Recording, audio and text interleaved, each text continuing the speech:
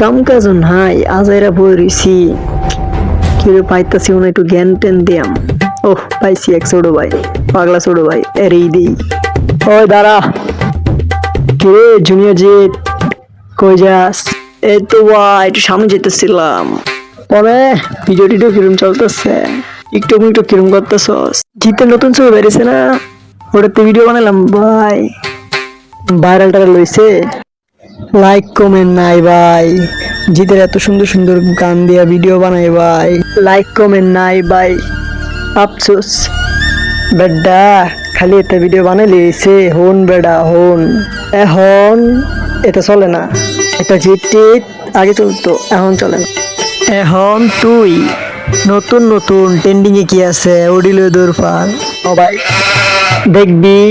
এই যে অহন চলতেছে হলের মধ্যে বরবাদ, দেখছস?